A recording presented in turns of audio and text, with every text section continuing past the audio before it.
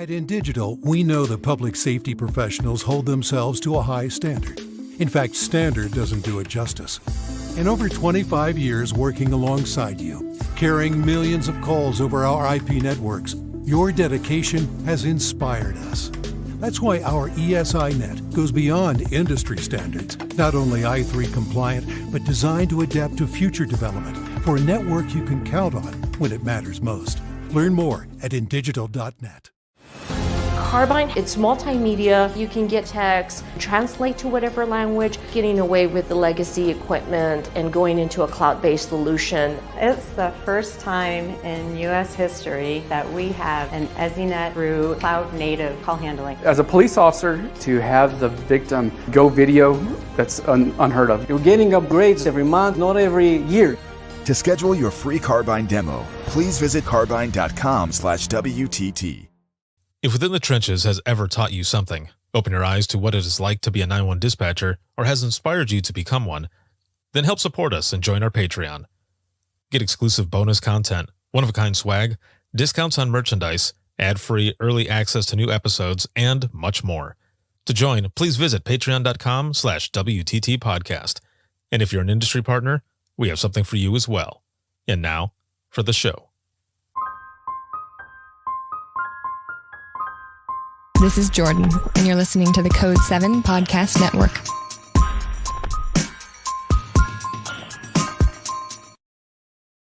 Warning. This episode contains the 3 A's of podcasting: adult content, adult language, and awesomeness. You've been warned.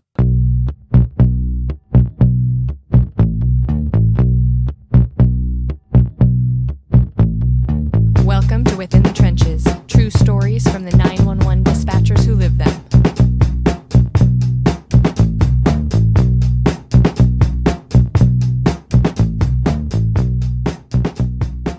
Hey, what's going on? This is Ricardo with the Code 7 Podcast Network, and we're about to get started with Within the Trenches, true stories from the 911 dispatchers who live them. This episode is sponsored by InDigital as well as Carbine, and a big shout out to patrons, as always, for everything. I wouldn't be able to do what I do if it wasn't for all of you, but especially those who listen, watch, share, and support. So thank you so very much. It is November 28th. Holy shit. It's already getting towards the end of this month. I have no idea where it went.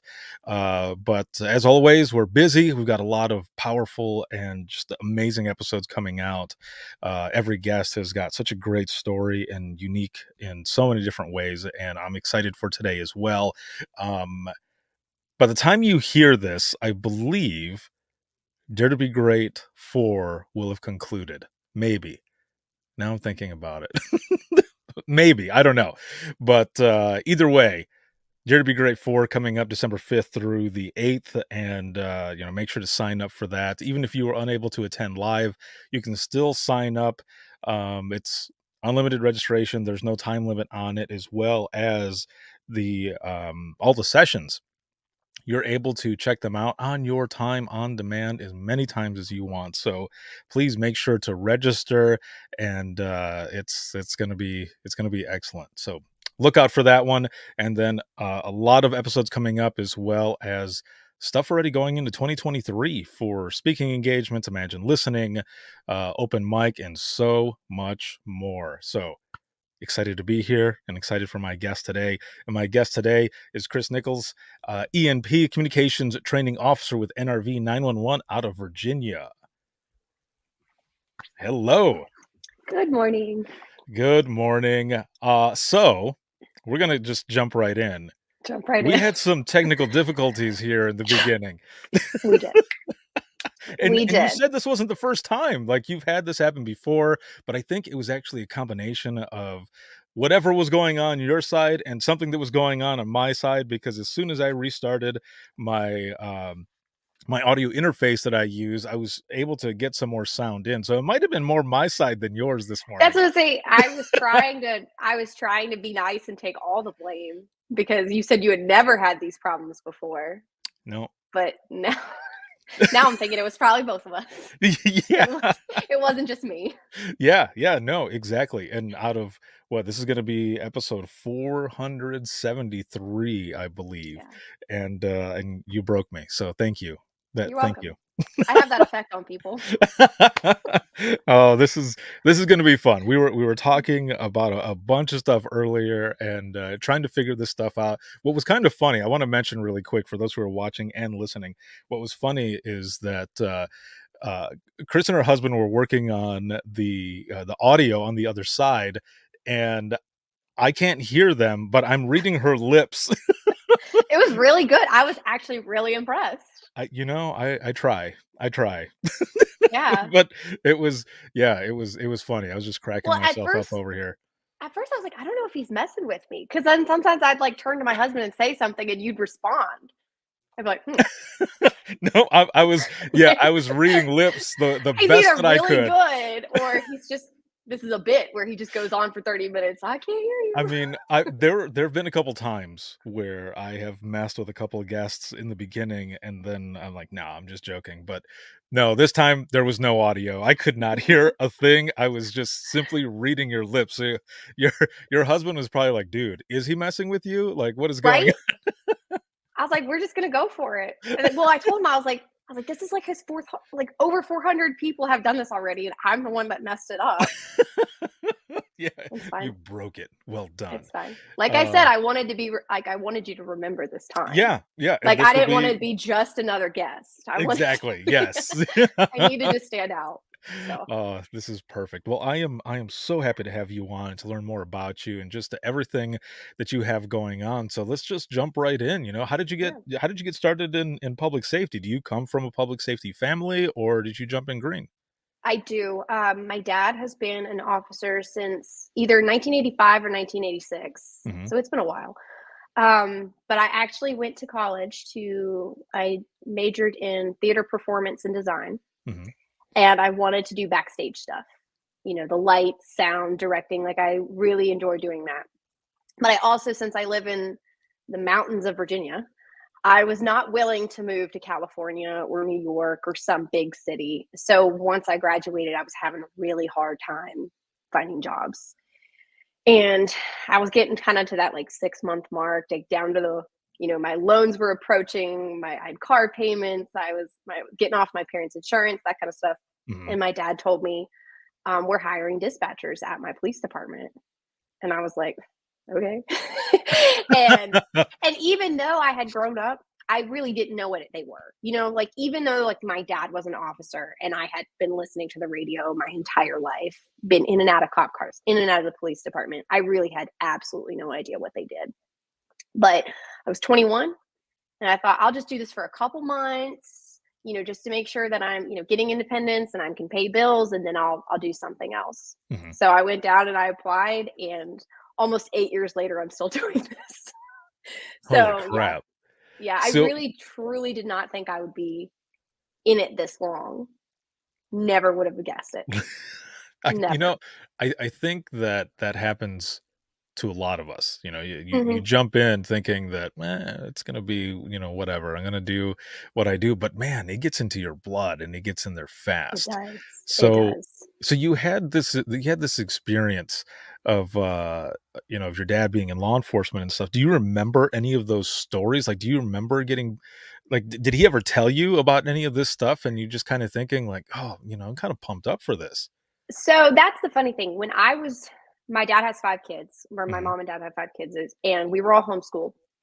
And for the longest time, I knew that what my dad did, but my mom just told me that he caught bad guys, Hmm. right? Because when I was really young, he was a homicide detective Oh. in Norfolk, Virginia. And if you know anything about Norfolk, Virginia, it's kind of a big city.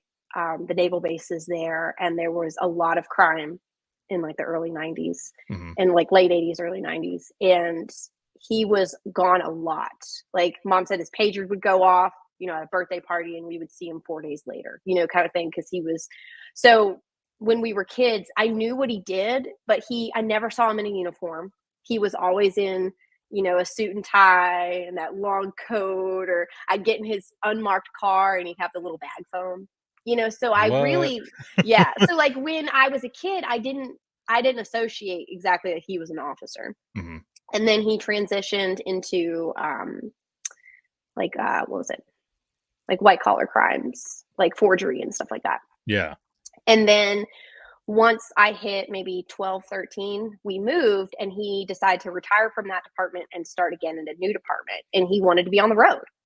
And he's just basically started from the beginning and went back on the road as a patrol officer. And that was the first time I had really seen him in a uniform. I was like 12, 13 years old.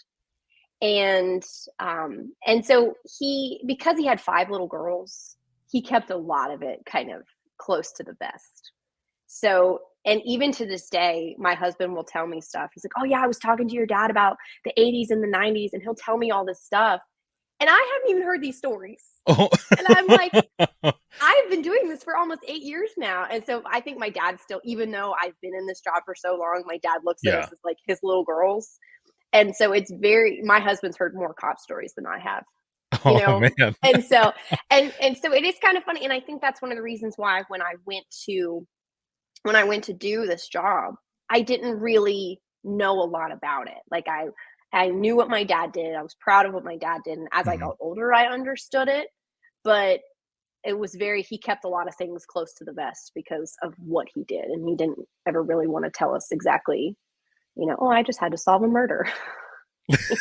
Right. Yeah. That makes a lot of sense. Because a lot of those stories can be kind of harsh. Yeah. And as I've gotten older, we've kind of had some talks, and he's told me a little bit about it. And I remember when I hit like 13, 14, I'd start pressing him like, tell me this, tell me this, tell me this, tell me this. And he would tell me little by little. But seriously, to this day, he tells my husband way more.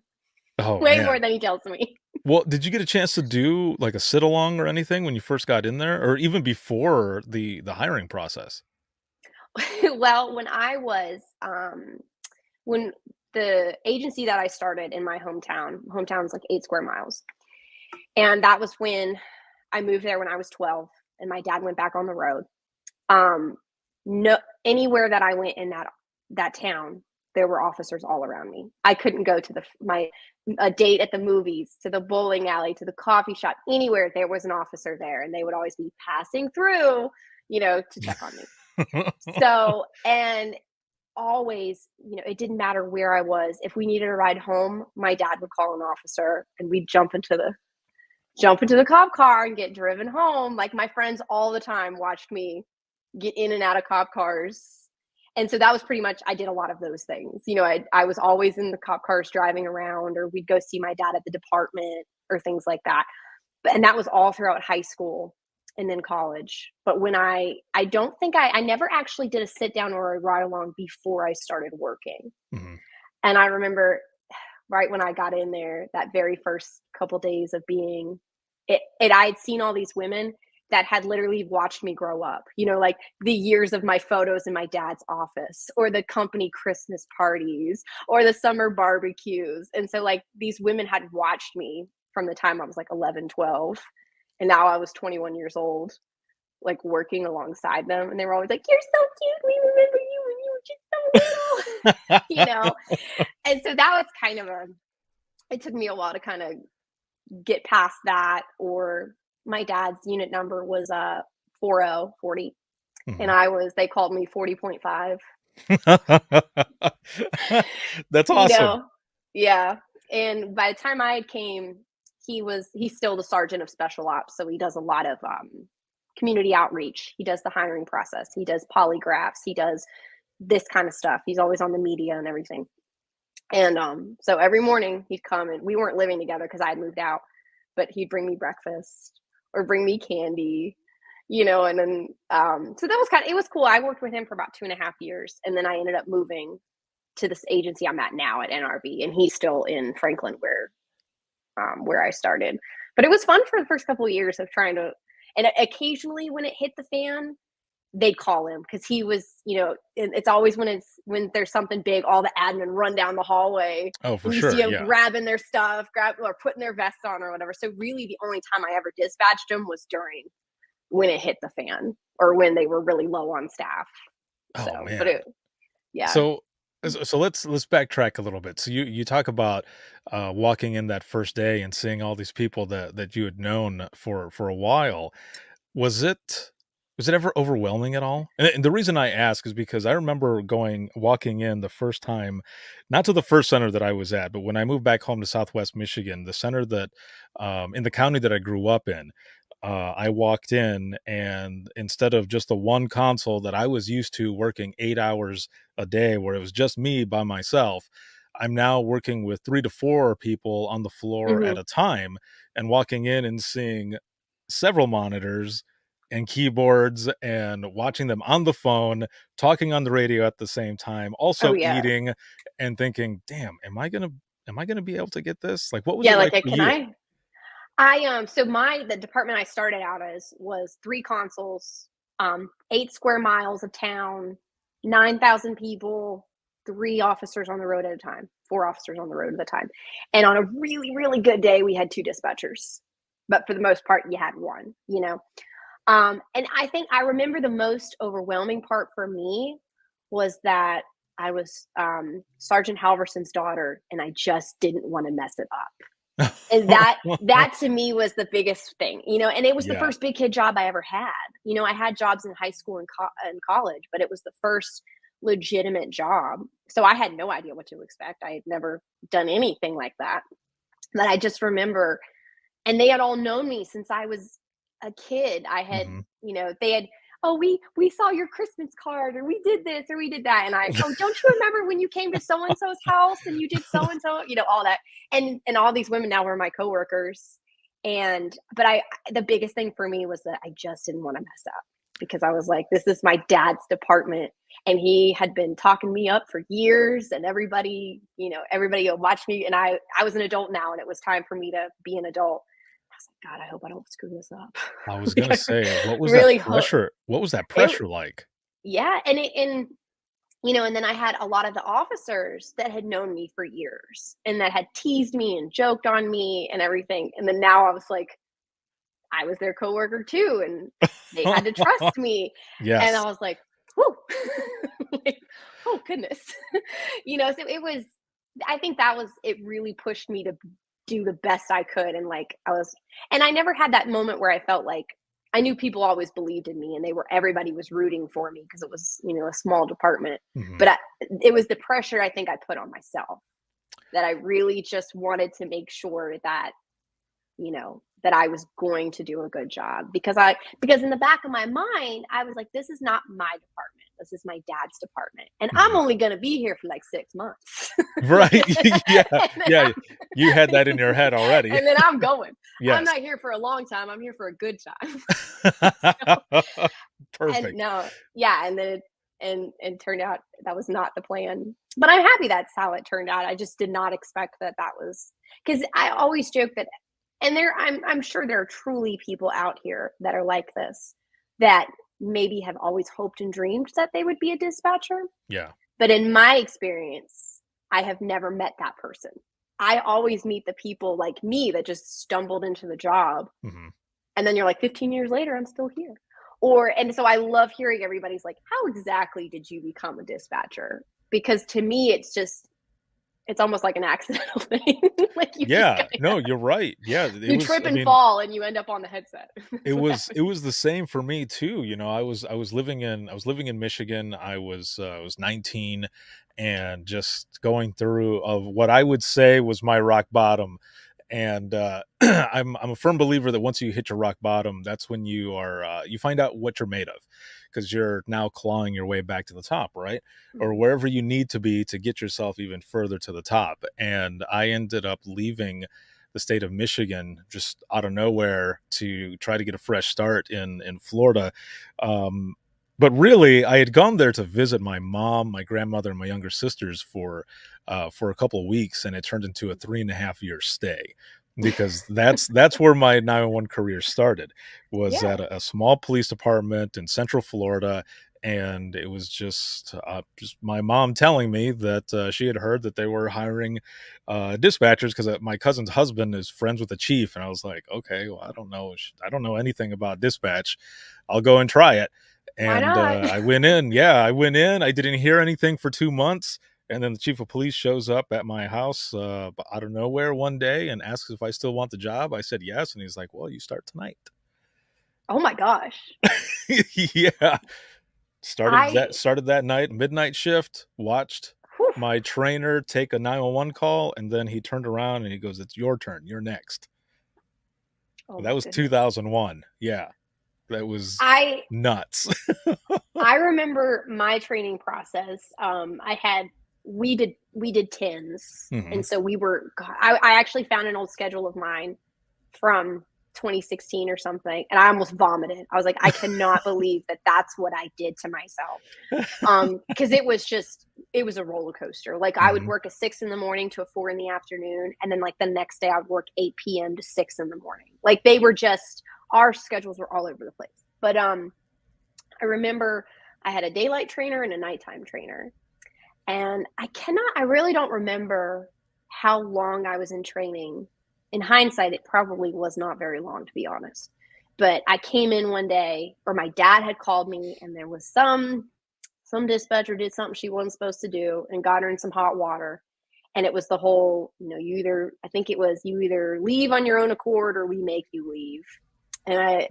So then she left. And then my nighttime trainer, she was kind of close to retirement, but something happened where she basically was like, see ya. And so we went down 2 dispatchers in literally like 8 days, something Oh, ridiculous man. like that. And we were already a tiny department. So I remember coming in one morning and there were already 2 dispatchers, and there was the middle console, which the middle console was usually for the trainees. And I just remember my trainer saying, like, we need you, jump in. And I had been training for a little bit, but that's kind of how I got cut loose. It was literally out of desperation and necessity from my department Oh that my we God. did not have very many people. And I was Right. like, okay, and so the rest of my training was pretty much just do it.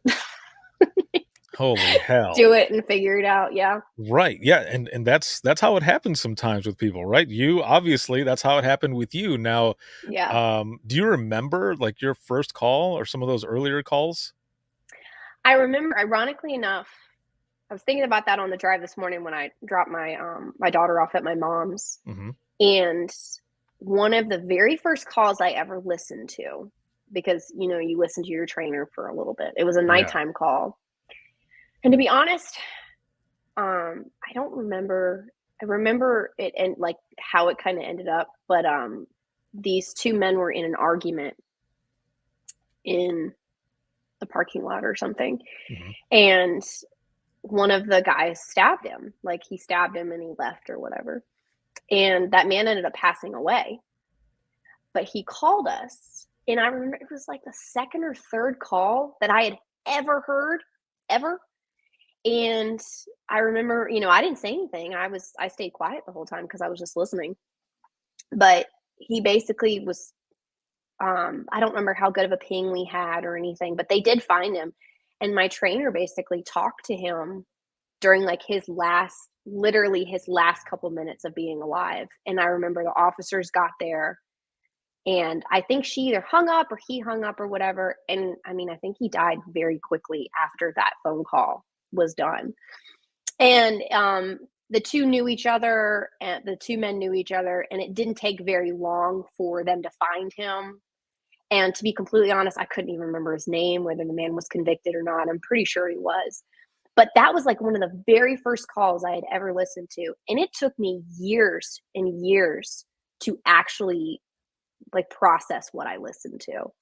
Because Wow. you just don't like, I don't, at 21, I hadn't really experienced a lot. I didn't have a whole lot of loss, or I didn't really, I still felt like I was probably a kid. And now I'm like, oh my goodness, I can't believe that that's what I listened to. That I listened to somebody talking right before they died in not a good way. It was a violent way to die.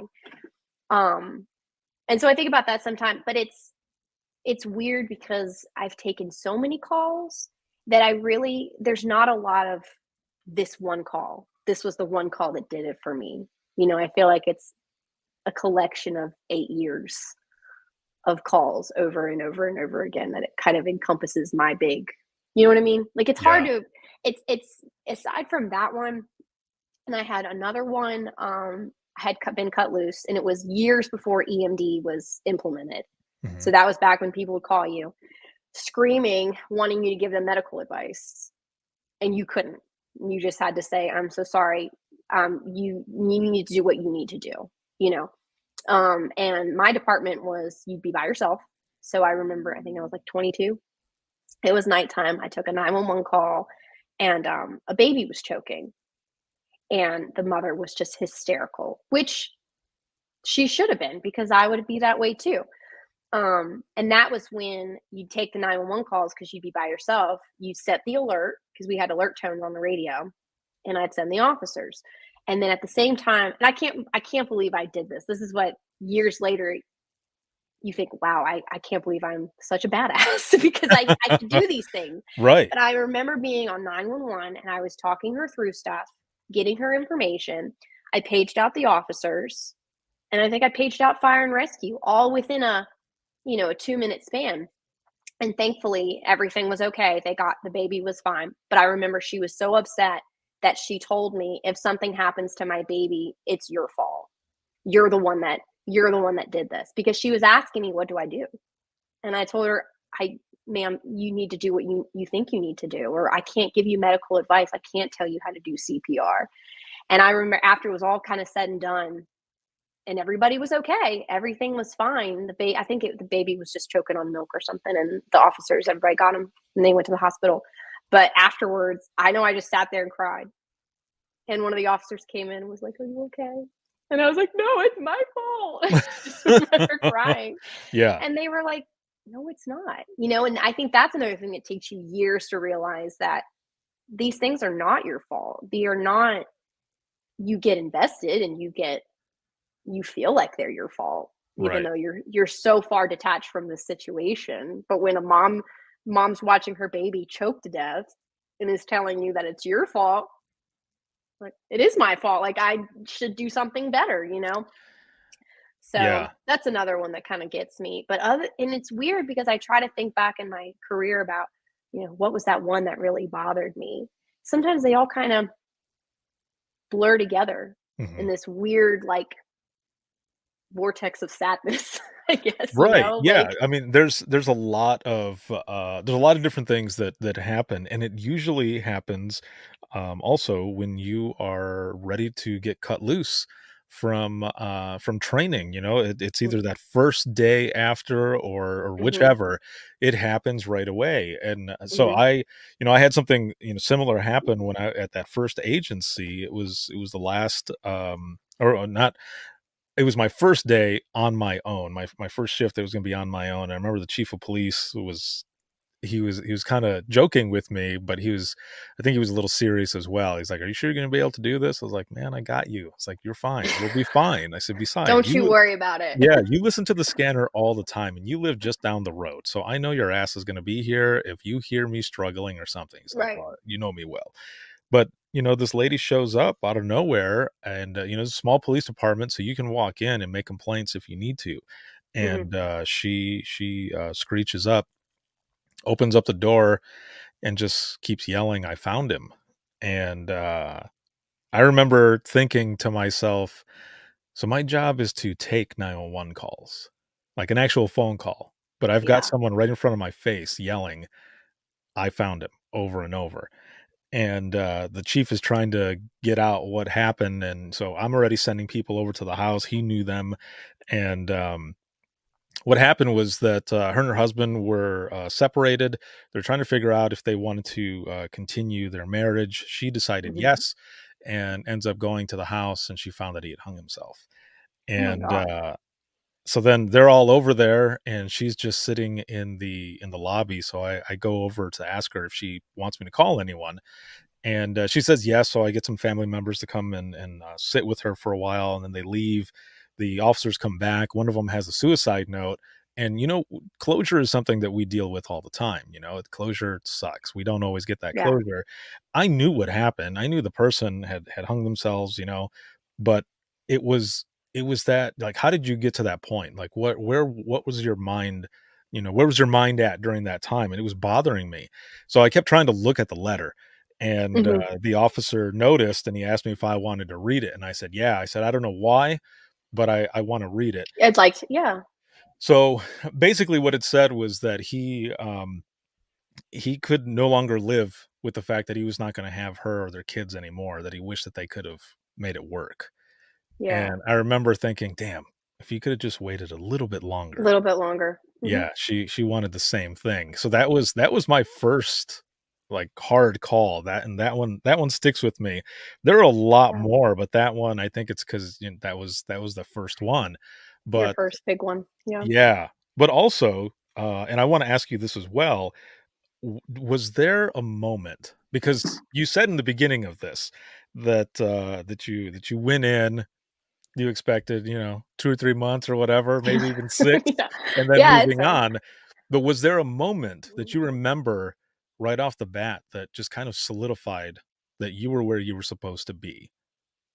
I think it was, and I don't know if I ever would have gotten this experience if I was at a different department, but it was because I don't even know if we had any women officers at this point. So I think it was just all these men that had watched me grow up. And, everybody, trust is such a big thing in dispatch that, you have to trust your coworkers. You have to trust your officers. They have to trust you. And there are, some dispatchers that don't have that connection with them, that don't have that trust. And that was something for me, that was a big thing that I wanted, because I just wanted people to be proud of me. I wanted people to, and I knew that I wanted to treat all the officers the way I wanted someone to treat my dad when he went out there. Like I wanted to make sure they always knew that I had their back. Right. And I don't think that there was a specific moment, but I remember, we had detectives that worked with the FBI and the DEA, and they did a lot of like secret squirrel stuff a lot. But I remember there were times when they would come in specifically wanting me to like run criminal histories or run stuff, because I didn't run my mouth. Like I was very I did my stuff, I didn't gossip. And even though I was from that town, because I was homeschooled, I wasn't integrated in the town. So there were a lot of people that I had no idea who they were, the people that called in all the time, or the good guys or the bad guys. And everybody else was very, we definitely had some of those dispatchers that were very gossipy, that wanted to talk about stuff. And I had whoever's name popped up on my screen, I had absolutely no idea who these people were, right? And I think after kind of months of realizing that these men trusted me with really important information, or that, they would go out and do something and I would have their backs, and they'd come back and be like, you really did a good job. Like you really handled that well. Like I felt like, blah, blah, blah, even when I didn't feel like I had done a good job. And I think after I built up that trust and I had made all these relationships with them, and knowing that I could do it.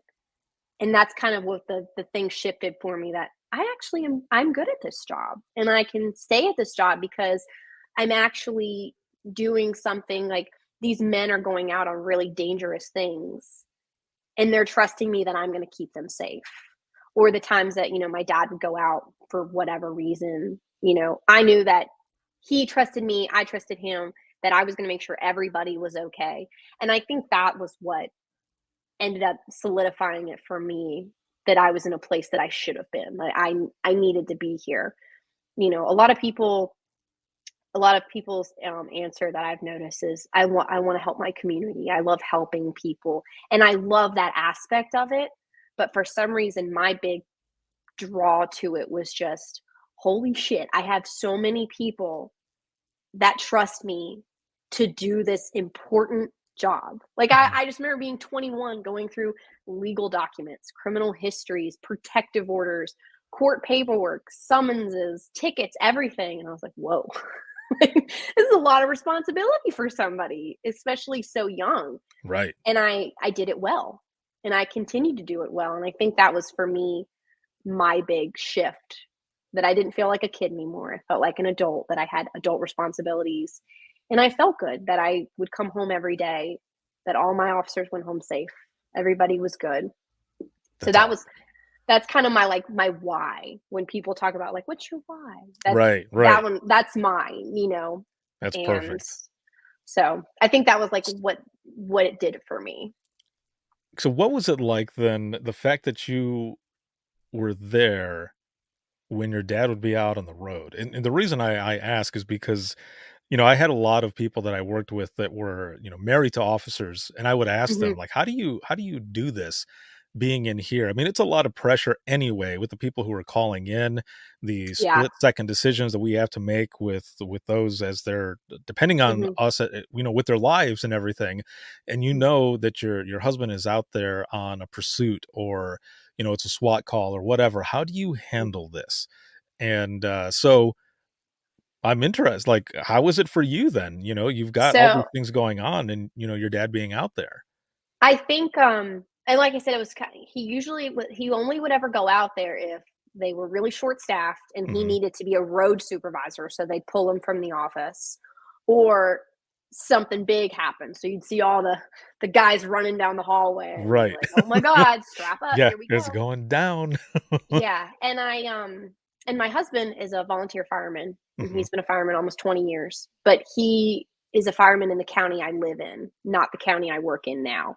So Gotcha. I think, me 8 years ago, when I was doing this with my dad and I was just starting out, my mind was totally different than I am now, and it was just more like, I wanna make him proud, I wanna keep him safe, I wanna do this, this, this, this, this, and I think it was a lot easier. So if I just dispatching my dad now, Mhm. I think it would be a lot harder because I know I have been doing this long enough and I've heard enough and I've seen enough and I know what can happen. So, 21-year-old Kris, it was a lot easier for me to do it than if I did it like today. And that's why I'm really glad that I don't dispatch my husband. Like that I don't that I don't have to hear him on the radio or do Right. anything like that, you know. And I mean it is hard because I have officers that I work with now that I call my work dads that treat me like their daughter. And it's hard sometimes when now that I've been doing this for so long when I dispatch them to stuff. And it's a very and it's to me it's I think I'm good at compartmentalizing Mhm. where I just lock all those parts away and I get laser focused and tunnel vision that this is what I need to do. Right. Because I remember years ago my dad told me that he hated dispatchers that just screamed all the time. That they would key up and everything was like raw. And I took that to heart because I never wanted to be the reason why somebody was more stressed out. Right, I don't yes. ever want to send an officer into a situation where they're agitated or they're already like this because my ear is like grating, like just screaming at them. So I think I took a lot of that where when I would dispatch people, and I do dispatch people all the time that I care about, that I really just try to like block it all out. And it's probably not healthy because then I deal with the repercussions later Right. mentally. But It's in that moment, I think that's what I've had to do for survival mode to actually get through this bad situation where I just, it makes sense. But you know, it's also interesting how, you end up thinking um, about your voice and the fact that your voice, if it changes just a little bit, whether it be up or down, mostly up, that it can change everybody else, whether it be on the phone or on the mhm. radio. And it's up to us to be calm every time or as Yes. much as possible because yeah, I remember doing a ride along with a state trooper. He was a canine trooper as well, and we were at lunch, and I was asking him like, what is some advice, and that's one of the things that he mentioned was to always try Don't to, scream. yeah, keep a calm voice as much as possible, but and keep the tone steady, like don't ever raise it, or at least Mhm. try not to raise it, because he's like, that kind of freaks us out on the other end. I was like, huh. I was like, I didn't really think about that, at least not as much. I mean, I already had three and a No, half yeah. years under my belt, but in that small town that I worked in, the calls weren't the same. Like there were a few, that I would say were Mm, high priority, but not like when mm, I started working in the county that I grew up in back in Southwest mhm, Michigan. I mean, it was way bigger. The call volume was way more, mhm. the incident types, just everything. And also that Oh, yeah. trooper was awesome. That dude, he when we were on this ride along, um, we were going to pick somebody up, and he goes, "Do you want to be the one to arrest this person?" And I said, "Are you for real, man?"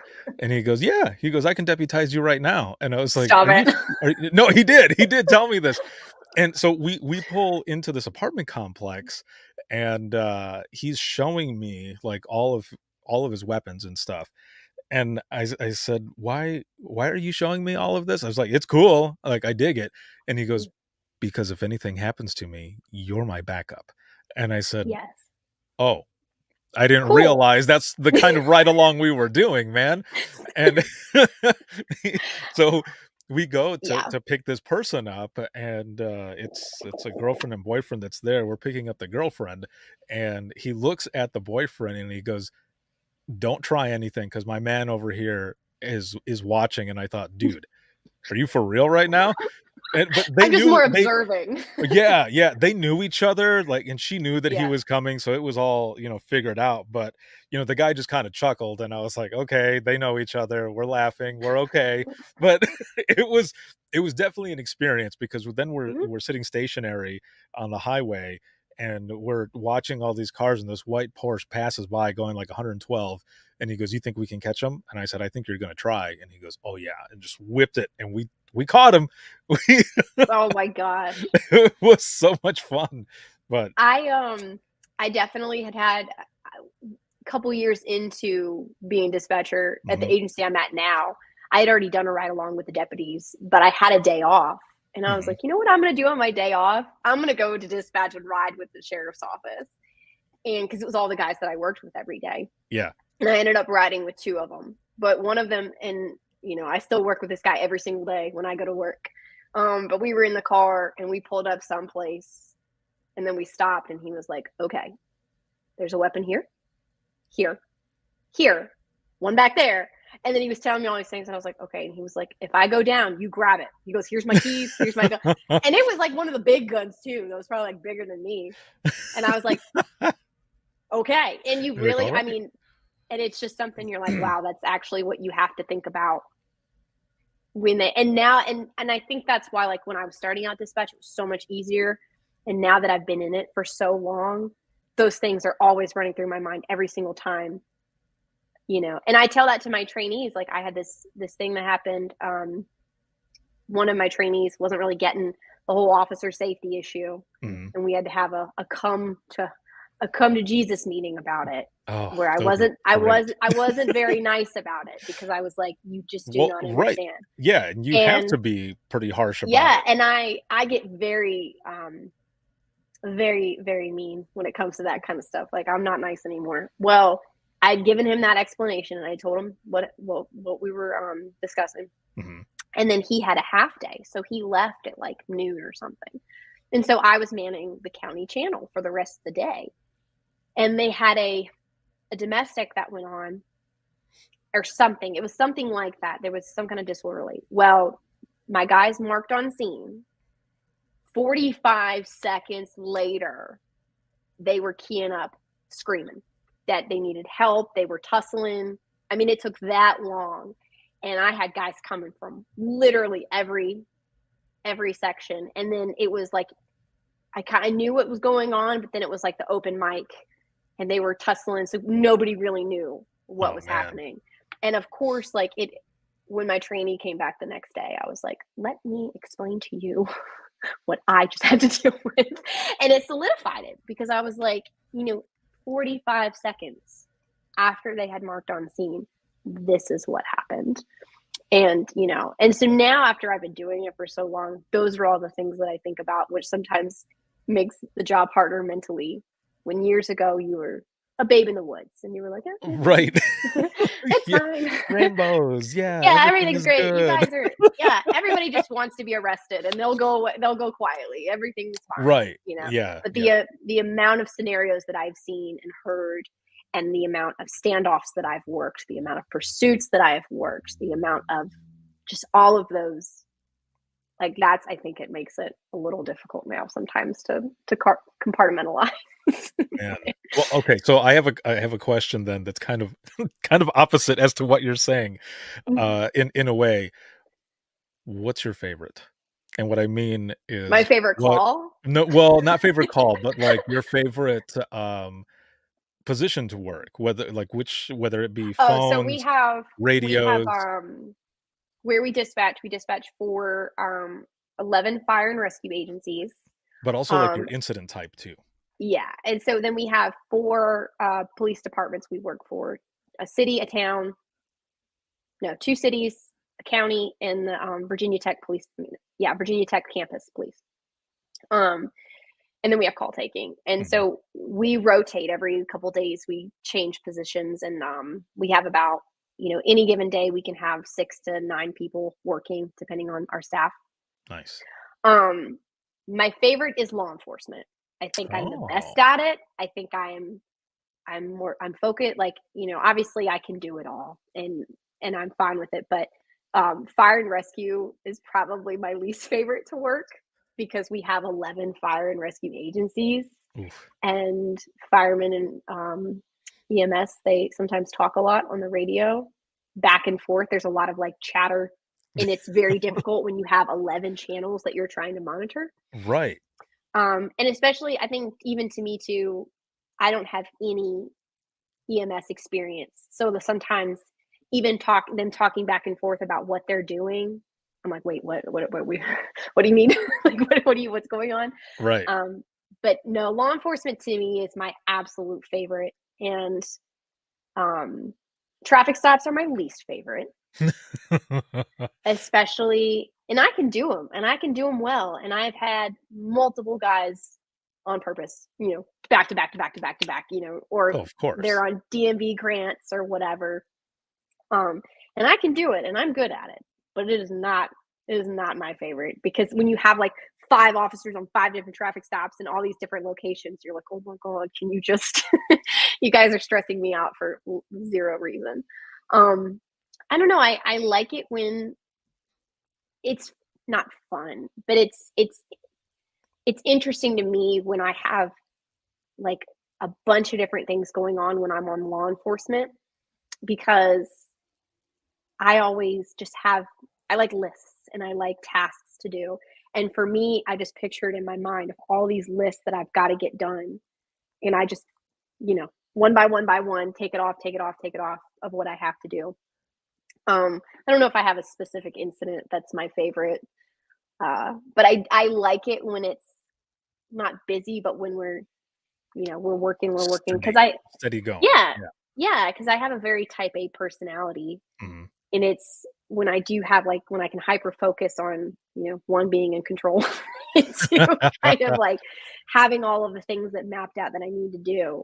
I do enjoy that, and it's fun. And when you have worked with these guys and women for years, they know you, you know them, and you're going to get it done. Right. And that's one of the reasons why I try really hard to just build up a good reputation and a good relationship with my first responders, because It if helps. they don't feel it, then it's going to make everyone's job so much harder. You don't have to be friends with them. You don't have, I mean, there's a bunch of officers that I probably have worked with now for 5.5 years. I have never seen them in person. They don't know what I look like. I don't know what they look like. I have not even seen them on Facebook, but they know me. They know my name. They know my voice. They know that I'm going to get them to where they need to be. And That's a good feeling though, right? That's always Mhm. good to know that people that you end up working with, that they trust you.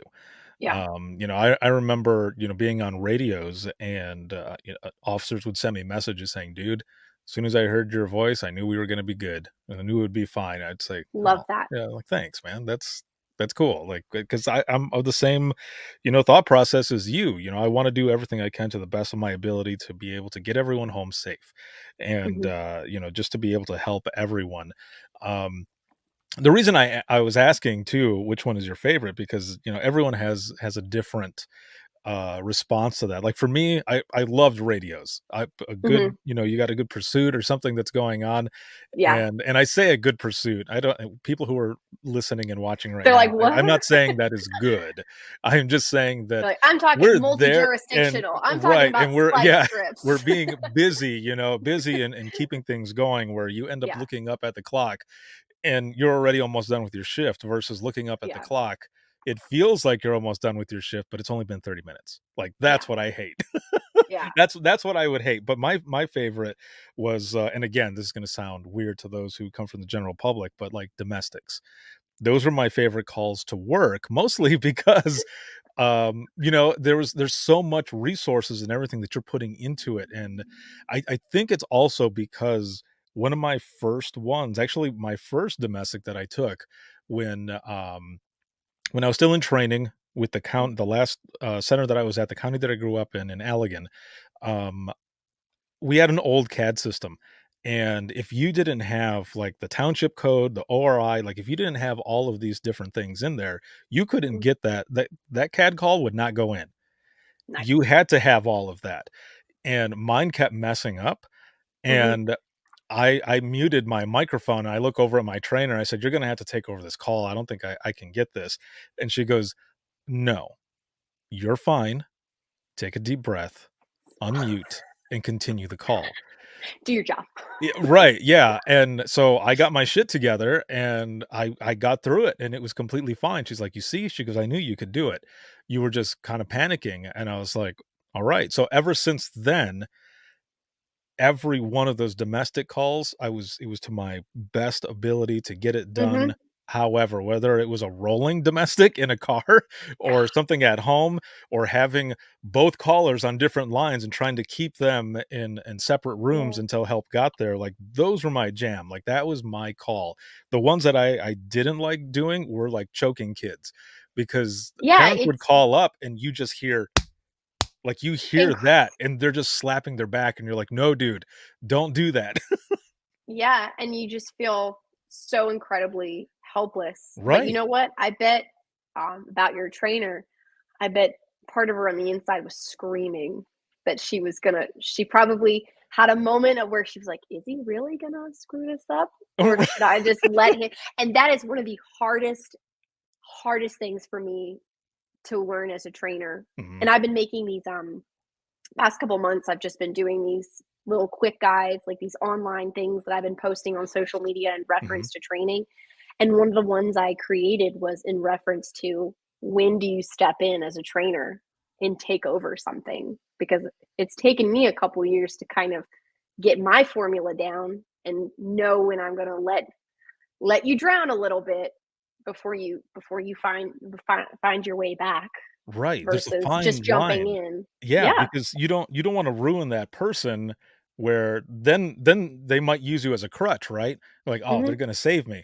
And like, "No, dude, like, that's not gonna happen." So years later after that, excuse me, we had a time where we were so short staffed that everyone was a trainer. Like I was a trainer as well. I wasn't Mhm. certified. I wasn't a CTO, but Mhm. everyone had to train because we needed to Right. get people in there. And there was one person that I'll never forget that she kind of got pushed through because she Mhm. came from a law enforcement family. And she was saying that she had it and that she had it. So they just kept pushing and pushing. And finally she was off on her own. And then it's Memorial Day weekend. There was a guy who people had been calling on him all weekend because he had a gun on him, but he was Mhm. just like pacing back and forth in his yard, just like kind of talking Doing to nothing. himself. Right. Yeah. And we're like, there's not a lot we can do. Like officers went out there to check on him and they spoke to him. Mhm. Well, then on Memorial Day, we're working a one-to-one shift, or the person who came in was working a one-to-one shift. I was working a morning shift, my team was, and this person comes in and the first call that the person takes is a shooting, and it was that guy. He Mhm. finally walked to a neighbor and shot the person in the leg, and the person taking the call froze and Mhm. like kind of waiting for a little bit to see if the person can get through it, but Mhm. nope. Myself and another Total coworker, froze. we had to completely jump in, take over the call, the CAD call that is typing everything in. She was still on the phone talking to the Yeah. person, so we were just like, "Just keep talking to the person, we're We'll type this. monitoring, and we're Yeah. going through it." But that was the last shift. That person never came back, Oh, yeah. and And it's a difficult thing. I try to tell my trainees, there's a lot of different mindsets that you can adapt Mhm, whatever works best for you when you're in the middle of doing these things. Um, but the biggest one for me is like sometimes you have to be conceited and you have to think that, and I tell my trainees that like, you're the only one in this room. You're an expert now on this particular call. You're the one taking that 911 call. No one else in the room knows what's going on. You are it. You are the subject matter expert. So you have to make sure that your notes are easily transmittable to a police dispatcher or the fire dispatcher or whatever, or your supervisor. I was like, you need to make sure that in 6 months, if this call gets subpoenaed, some rando person can pull up this call and know exactly what happened. Right. But for me, I try to tell my trainees, like, these are all the different things that you can think about. But one I've noticed like works is you're it. Like you are this person. They called you for help. You're the one that's going to get them help. Nothing's happening to you physically right now. The whole mental, emotional PTSD is a completely different side of that. But sometimes you do have to put your big girl pants on and know that you are sitting in a chair where absolutely nothing is going to happen to you. Mm-hmm. And if that is the mindset you have to adapt for the next 15, 20 minutes to get you through this, it's not your emergency. You're not the one that's in danger. You're not the one. Nothing is happening to you. Right. And I've noticed that and that doesn't work for everybody. Some people might hear that and be like, you're so heartless. Like, I can't believe that that's what you think when people call 911. But it's a survival mode. Right. I've taken thousands of calls, thousands at this point. If you average up what I've done in 8 years. And it's a way that I survive, because if I don't, because I cannot be falling apart. I cannot break down, because if I do, then who's going to help? Right. Who's going to do it? And sometimes it's so busy in dispatch, you don't have the luxury of a coworker jumping in or a trainer jumping in. Sometimes it's just you, and you either do it or you don't. And that's kind of how I've over the years overcome all that, like the freezing. And I'm told, you're going to make decisions and they're not always going to be right. Mm-hmm. But I would rather you make a decision and go with it than do nothing. Right. Yeah, exactly. And, a lot of people will ask, are you just, answering the phone and being cold? I'm like, no, like we are empaths. We put ourselves in the caller's shoes. I said, we might be calm, cool, and collected. I said, that's because we have to be. We have to be calm. But in the back of our heads, in the back of our mind, we're freaking out with the caller too. We just don't show it like that, because that's not what happens. And it doesn't happen all the time, but we have to put ourselves there to be able to relate and get all of that out there, because otherwise then you are just kind of a drone. You're just the questions that you ask, because people can hear, they can tell in your tone of voice when you're asking a question, and that will help that person be comfortable if you are even in those crazy moments when they're living through their nightmare. You can project that comfort. Well, you have to think about it too. I think we can get a lot of flack because it's easy to judge us, like the dispatchers or law enforcement or whatever. But on the same side, like, you don't want your dentist freaking out right as he's about to go and do something. You don't want your brain surgeon having a meltdown because he just opened your head and their brain's chilling there. Like, I think law enforcement and dispatch, it's harder. Like, it's easier to judge us that, maybe we're not, as sympathetic or empathetic, or we don't sound that. No, it's called survival mode. You have to do that, because if I didn't do that, then I wouldn't still be here. I wouldn't have been able to be in this job for as long as I am. And I love it that I've found and I've stumbled on things like this, because for years, I did feel lonely in dispatch because none of my friends at all were in dispatch. Nobody knows about the shifts, the nuances, like what I'm doing, the jokes, you could say something about a domestic and I can laugh because I know what I'm talking about. Right. General public would be like, who are these psychos? Yes. Yeah. And I was so thankful because I recently wrote a blog for the Wonder Women, and I finally got to like kind of open up and be more honest about how this job has been kind of difficult. It's not always been easy because you feel like you're on an island sometimes and you feel alone. And it's hard because you can't go out and say, yeah, this call really screwed me up, or I'm struggling mentally, because you're not allowed to say those things. Dispatchers aren't allowed to talk about having mental health or mental health problems. And just within the past year or so, I've really dived into like my own mental health journey with, self-help and therapy and learning how to manage stress and learning how to manage anxiety. And I am so glad I did, because I wish I would have done this years ago, but even 8 years ago, this stuff wasn't very common to talk about. Hmm. You just sucked it up. You just did your job. So I think if one good thing that happened out of the pandemic was just so many of these things are more mainstream, like virtual, where you and I could talk, where you and I would have never met under any other circumstances, right? Right. Maybe randomly at a conference, but it Right. probably And would have like, been walking by or right. And something. that's what, and it's been so amazing within the past year and a half of my life, like getting to know the Wonder Women, going to virtual conferences, meeting people like you, meeting people like Nina and APCO, like, and people are finally starting to talk about the good, the bad, and the ugly. Yes. And I love that. And it's been, because for years you have to stay quiet, because you can't be weak. You can't be in this job and admit that you might be struggling. Right. You know. And that's exactly how it was for me, which is why I started doing everything that I do now, because it was therapeutic, and I thought, man, if I can Yeah. have other people come on and share their own stories, Mhm. a lot of people will, one, not feel alone, and two, it might Mhm. be therapeutic for them as well. And I mean, I've been doing it ever since. Yeah. It's been really good. It has been awesome. Yeah. It's Um, amazing being able to like vocalize these feelings that probably a lot of us have had for a very, very long time. And we right. just haven't been able to talk about it because nobody talks about it. Like, Right. Yeah. like, I always so, say in my sessions that I do, we are amazing at communications, but when it comes to communicating with each other, mm-mm. Yeah. it's not exactly there. Now, Terrible. so I've got a couple questions Mhm. and for you, but so let's start with this one, because you talk Okay. about training and everything. What was it that really pushed you towards becoming a CTO? And the reason why I ask is because there's a lot of people out there that I've asked this question, and I can give you an example for myself as well. So for me, again, I wasn't a CTO, but Mhm. I had to be a trainer when I had to be a trainer.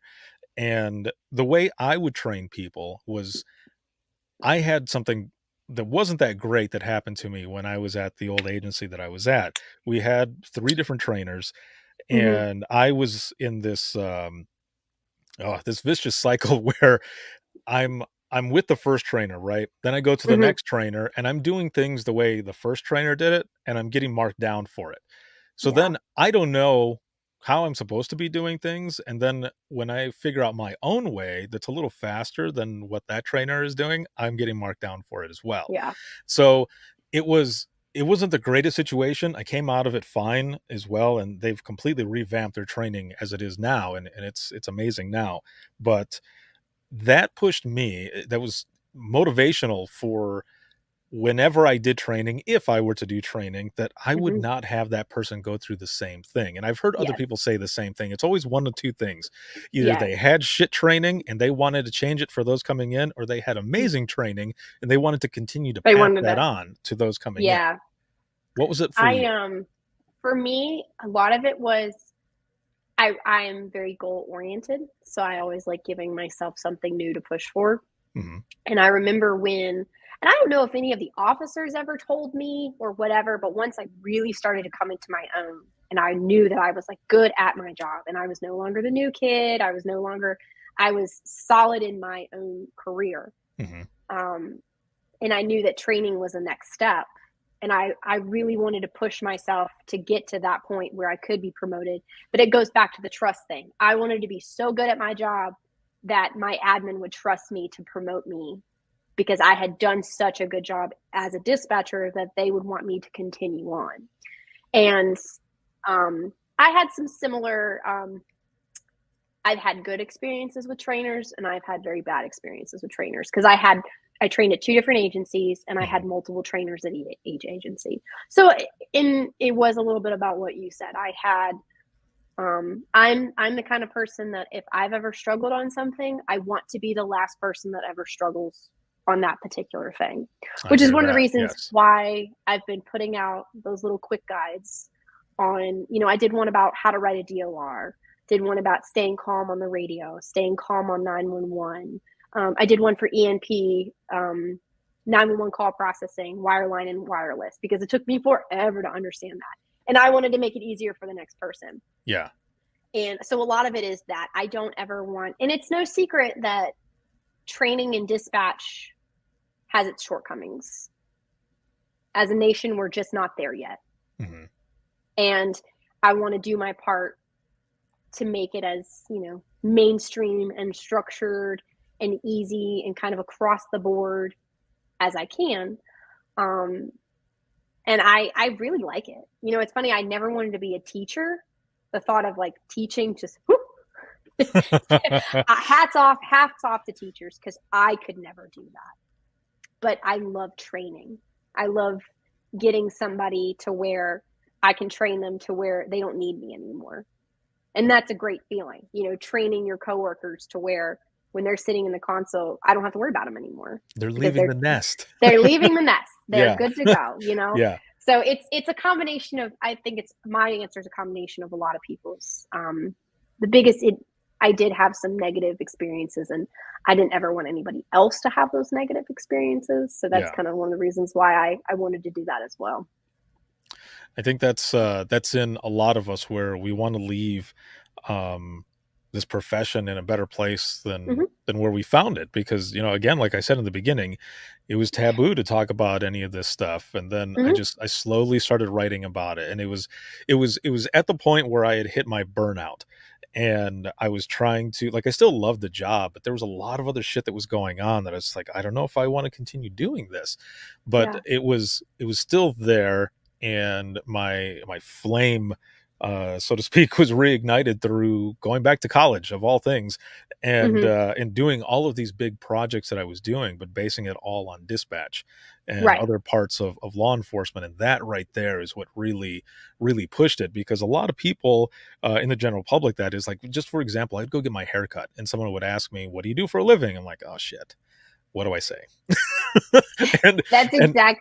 Yeah. And so then I would say, well, I'm a 911 dispatcher, and immediately, well, that sounds like it's fascinating. Like, you have no idea how fascinating. But, then you end up getting, so what's your craziest call? And oh my God. So, yeah. So in the beginning, it would annoy me a little bit. And I think that was just my own issue, because as humans, we're naturally curious. So I decided to change my mindset and not be, pissy like that, and actually answer and tell them, because people just want to know.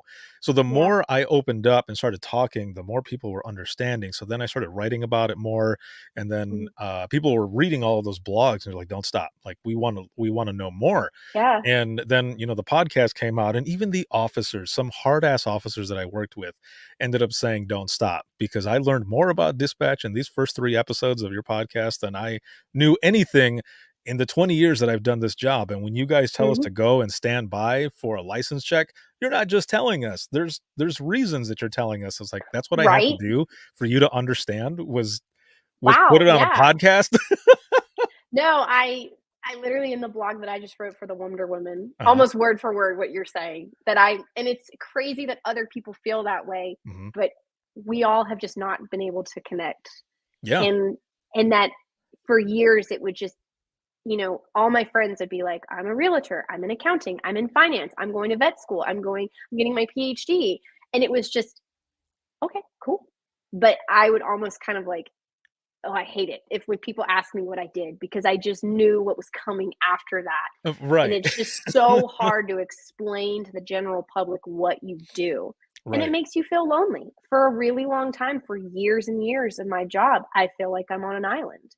That literally the only people in the world that knew what I was going through are my coworkers.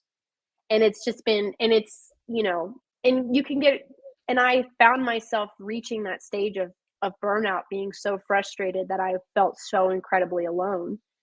And then almost 2 years ago, I attended a virtual conference, blew my mind.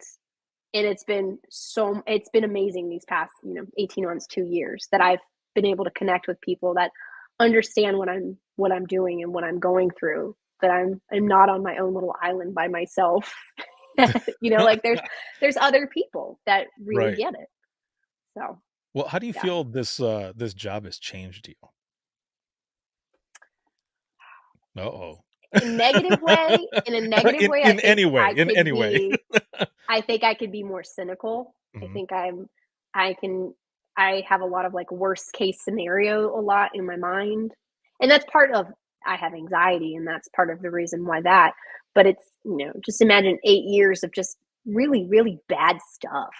Mhm. Nobody, and that's what I try to explain to people that don't get it. My day is not good. Like my day is filled with bad things happening to people that they don't want those things to be happening. Nobody ever calls 911 and say, "Great day, guys. Right. Had a fantastic sandwich. Now I'm gonna go dancing." It's literally the worst things. And even if the calls are stupid, it's the worst thing that's ever happened to that person. Right, yeah. So it might be kind of funny, but it's terrible for that person. So I think it's definitely made me kind of more cynical in that sense, that I'm kind of always thinking like negative. But positive, it's helped me, I think, be more resilient. It's helped me be more hyper vigilant. I am really good at prioritizing things in my life and knowing what I have to do, and I know that and honestly, the funny thing is, I thought trying to word this without sounding like an idiot, but you know, I think becoming a mom and going through that has made me even better at being a dispatcher because, I thought I was badass being a dispatcher, but then going through that and giving birth and being a mom, I'm like, psh, I am a fucking superhero. Yeah, that's Like what I'm talking I about. am, I am literally, there is absolutely nothing that I cannot do. And a lot of my focus has been shifted towards, you know, making sure I'm the best person I can be for my kids. And that's being better in my job and making this job not wear me down, not tear Right. me down, not give me more stress and anxiety and negative stuff in my life. And I think my kids came at the perfect time in my life because they've really helped me to completely shift my mindset on I'm not going to let this job, the negative parts of this job, define who I am because I want to be in this job. Now that I'm here, I don't want to go anywhere. I want to stay here. And I'm pretty thankful over the past, my stepdaughter's 8 and I've been in her life for a really long time. But my daughter just turned 2. And I think, 2020 was such a monumental year in my life for a lot of reasons. You know, the pandemic, was first time mom going through the pandemic, being pregnant the whole time, being pregnant in dispatch, where literally like doing this the whole time because I was so worried I was going to catch something, and then that was like when all the virtual conferences started coming out, Yeah. and I started connecting with the Wonder Women, and I started doing all of these things, and I'm incredibly grateful, and because I just feel like it came at like the perfect time. And I feel like I've become so much better at my job now that I have all these different kind of mindsets and perspectives. That's So, awesome. yeah. Well, it has been amazing to have you on here and learn so much about you and your love for training, which I love. That is amazing. But I've got one last question for you. Okay. So if you could go back in time with the knowledge that you have now and talk to yourself in the beginning of your career, what Mhm. advice would you give yourself? I would honestly, what I'm going through right now, where I am trying to manage my own stress. And the way I do that is I have just dive in, whatever, to learn all about it. Mhm. So I'm learning everything about, what it physically does to your body, what it mentally, emotionally. Um, I have m- books and books, and I'm actually trying to create a session because that's kind of how I learn. I want to teach other people how Mhm. to not go through that.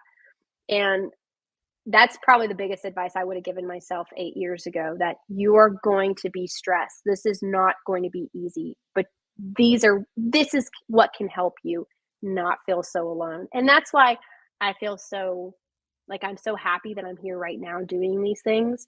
And it makes me so sad that there's just been decades and decades of people in public safety, law enforcement, dispatch that have just quietly fought all these battles, and that people, they just felt so alone.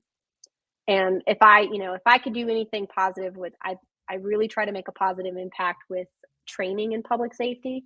And I'm kind of becoming passionate about managing stress and wellness and having people really understand that it's okay to have these feelings. It's okay that this job is going to be hard, but these are things that are going to help you, because years ago, the words like therapy and wellness and mental health, nobody talked about that kind of stuff, especially in dispatch, and especially like being around officers all the time, they have it even worse. They can't talk about that kind of stuff.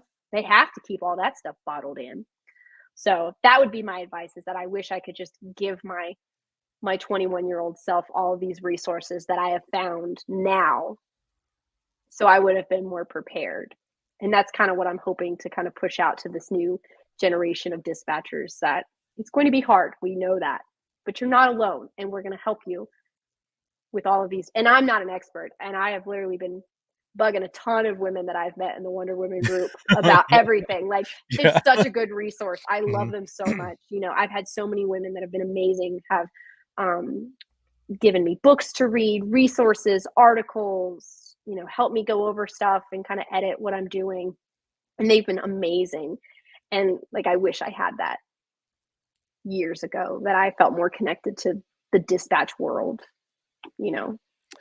So It's definitely a different time, but it's a good time. Yeah, and it's a good time. We're going time. through. Yeah. And that's kind of one of the things that, if I struggled on it, and I want to be that last person to struggle on it. So I want to help all these new people, even people that have been here for a while. But that's kind of what I'm hoping that my impact will be, just kind of helping people have it easier or better, or have better resources and tools to manage it. Perfect. I guess you could say. Oh, this has been an excellent episode, and I thank you so much for Thank you for being on. This has been a lot of fun. Yeah, it has been. I appreciate you letting me come on.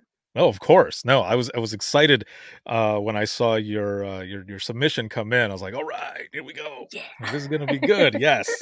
Well, thank you again so much. And man, we need to do another one. This was good. Yeah, I appreciate it. Anytime. All right. Well, I will be right back here with you in just one moment. And for those who are watching and listening, if you have any comments, questions, or you want to be a guest on the show, you can email us, and that's going to be wttpodcast@gmail.com. Once again, that is wttpodcast@gmail.com. You can follow us on Twitter. That is @91podcast. You can like us on Facebook. That is facebook.com/Within the Trenches podcast. This episode has been sponsored by InDigital as well as Carbine. And a shout out to patrons.